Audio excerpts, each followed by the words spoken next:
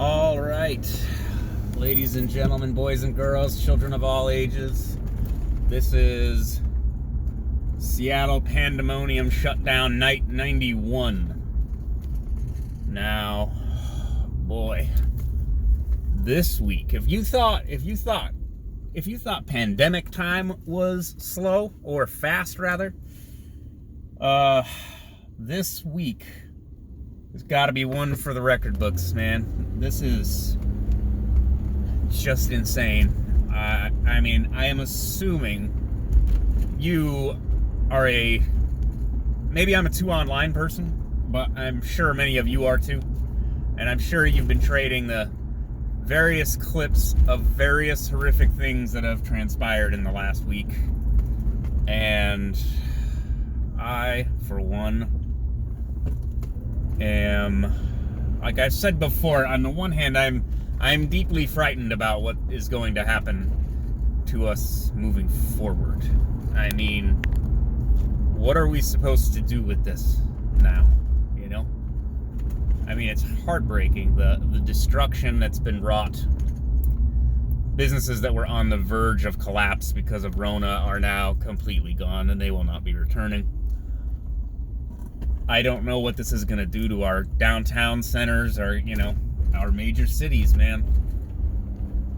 Maybe it's not as bad as I think, and you can just, there'll be some federal dollars infused and some insurance bailouts, and then things will bounce back. That's why I've been calling this the rebound now, instead of the reboot. The reboot was, hey, we just go back to work and Rona's over. And then, okay, punch it up, fire it up, let's get going.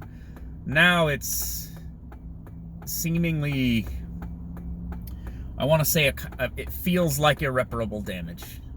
And I don't just mean to the infrastructure and the businesses and the economy. I mean, like, culturally. Like, we had our heyday of sort of thinking that basically the issues of Black Lives Matter from back in what, 2012, 2013? That era of the Black Lives Matter phenomenon. That I guess people thought something had changed, or there just wasn't enough high profile stuff, or people weren't devastated by now the Paramount says Black Lives Matter before they said we'll see you soon. Maybe the pandemic tipped people over to the point that they went buck wild like this. I mean, I don't. But we're gonna kiss and make up. That's my glib sort of take. Like, we're gonna kiss and make up, and this is all gonna be water under the bridge, and it will be seen as some kind of a historic moment, but we'll recover and bounce back, and everything's just gonna be fine. I don't know, man. I don't feel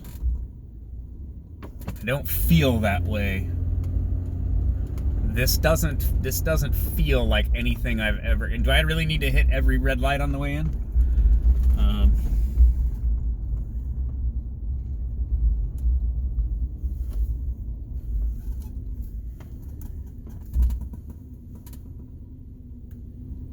I mean, it is.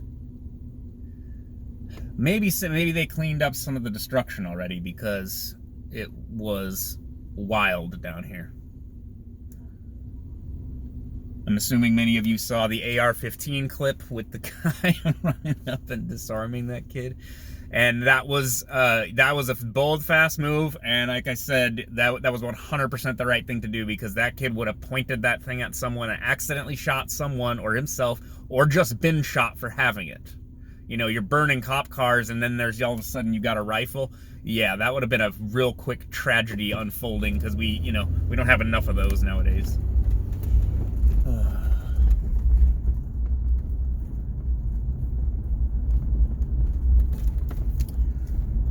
The Forever 21. That one was I think one of the clips that was viral of people breaking in and looting. And weren't the cop car? Oh no, this was the corner where they were fighting each other. Well, The protesters met the police barricade, if I remember right. I'm kind of surprised that they didn't just sort of like set up roadblocks even now. Like, no, you can't come down here. I kind of thought that I might see something like that, but no, it seems like, God, it just all boards. The homeless are back. Maybe some of them never went away. I guess some of them were always down here, but they were definitely thinner on the ground. Just a bunch of private security kids. Not kids, guys. The McDonald's is just... Even that McDonald's is boarded up. That McDonald's is a war zone. It was always a war zone. You know what? Let's go up here. Let's just go straight.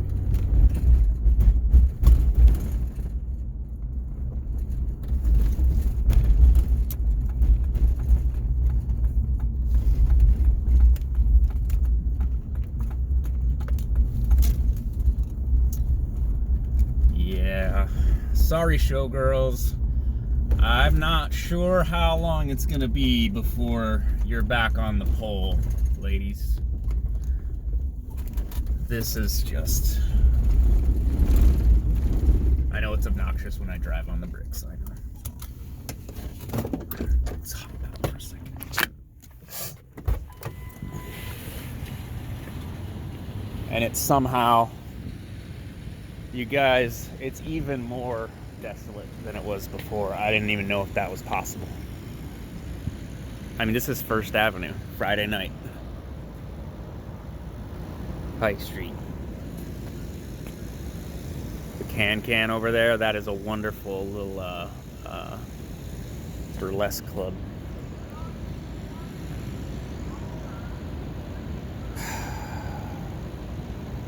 God, you guys.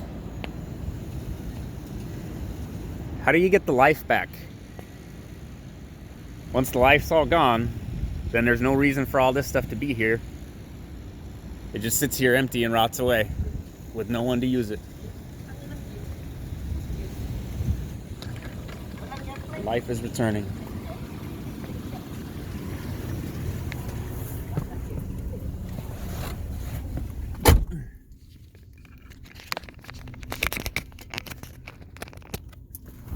Like I said before, the homeless and the skaters now rule the streets. I guess the bikies can come too.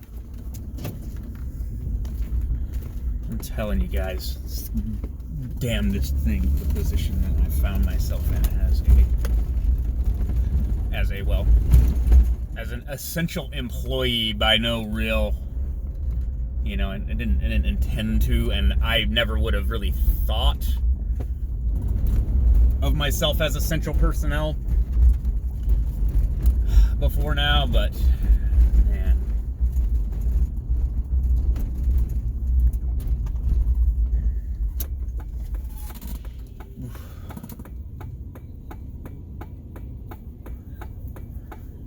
SPD, man, these guys, you know, they gotta be walking on eggshells now. I don't know what you're supposed to do. I mean, did the Ross get ransacked? Or was it just like the Forever 21 and stuff over there? Like, there's apparently been... I kind of misspoke on one of these little drive-arounds. I said that, you know, Seattle hadn't had that bad of looting, but apparently it's like thousands of stores have been looted.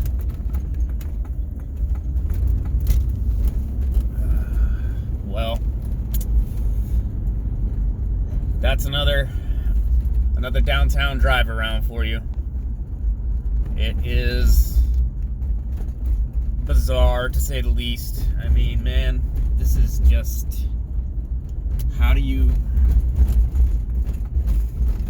And again, I'm not sure if people fully appreciate, like, the damage that's been done here. Like, how are black people, white people supposed to cohabitate when the police can't seem to do their job without killing people unnecessarily? They do it all the time without hurting anybody. I get it, but like, these things keep happening, and they're going to continue to keep happening, and we don't trust each other because we have all our history of racism, so it's always sort of pegged as this is the racism again, and or like the racism never went away. So we're never going to trust each other. And at that point, I mean, what do we get? We get divorced? I don't know. I don't know how to put it back together again, man. Why would these businesses that got ransacked reopen? You know, they were part of the community, whether you want to recognize it or not. And I mean the community, literally the neighborhood you live in. They provided a service for you, and now they are not going to do it anymore. I mean, some of them might, I guess, but a lot of them, why would you? And that includes the big corporate chains, you guys. Yeah, they have insurance to maybe cover some of their losses on, you know, some of this stuff, but why would they reopen in a place where they know law enforcement will basically stand down and let an angry mob burn everything down, whether they're justified in their anger or not, right? Why would they bring a target back? And then who buys the burnt out shell of the target, and what do they do with it? What are you supposed to do with these things now that they're destroyed?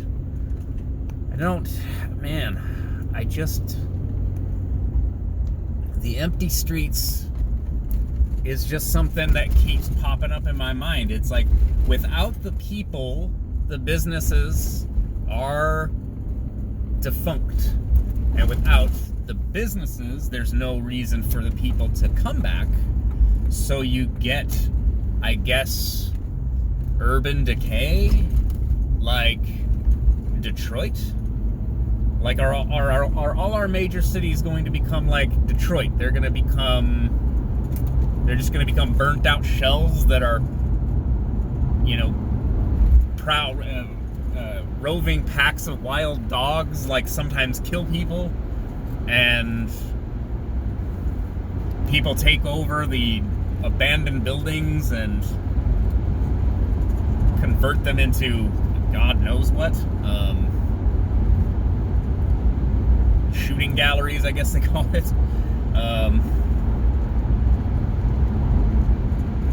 And I mean, you guys, think about the addiction problem that we had before all this fentanyl and the opioid crisis that was just offing people. You know, more people are going to turn to drugs and alcohol and everything now because their future's ruined. Like, they had an image of the future and they were making it, and now they have nothing. Maybe all they have is what they just looted in the recent ransacking, but it's just, you don't just, look, I'll be honest. I've tried to do multiple different types of careers in my life and not necessarily been super successful at any of them. And I pivot to a new thing and I get excited about it, and then it kind of usually doesn't really work out. And eventually you get tired of coming up with a new scheme, a new plan, a new ambition, and you get beaten down. Now, that's happened to me multiple times in my life. So I've come to be, I'm highly cynical about it. I still try to take care of myself, and I guess I have aspirations to something greater, but I don't know how resilient everyone else is. I don't know if everyone else has suffered like the kinds of various setbacks and, failed aspirations as I have, so they might not take this very well. They might not manage it, as well as other people, and it's going to be a giant test of, restarting from scratch, and not everybody's going to make it, man. And in these communities, like, again, the capital flight. So I'm not trying to sound like a robot economist when I say capital flight, but what's going to happen is people are going to call it white flight, but there's going to be black flight too, right? move out somewhere else. And there might be racists or something out there, but you're just going to deal with them. And it's better than living in a place where the police kill people and then everyone burns the city down. You know, we don't get a takesies backsies from this thing, you guys. We get all poetic. It's like our national soul was just like laid bare in front of the whole fucking world, you guys.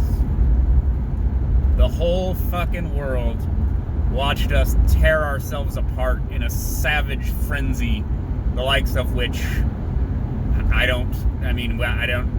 maybe at the scale that this has occurred in all these cities, maybe never in the history of mankind.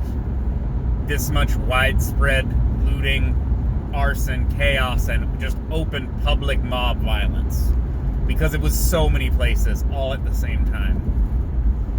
Now we're just gonna pick up the pieces, we're gonna sweep up the glass, and we're gonna just ride it off.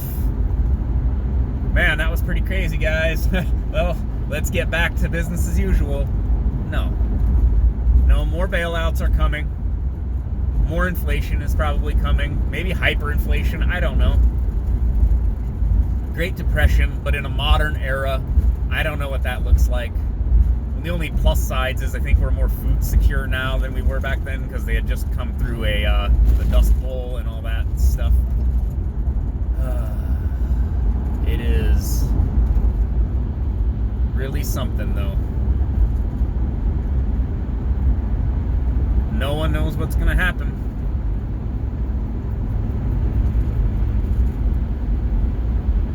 I would like to make a request. I would like everyone to... This sound like Jerry Springer. I would like everyone to try and be more patient with each other. Be more patient. Try to understand each other.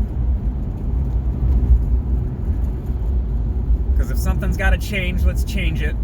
If we got to get back to normal, like having shops open so people can make a living, then we got to do that too.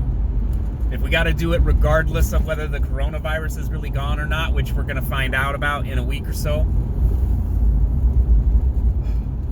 Coronavirus is gone or not, and we can try to get back to business as something like usual.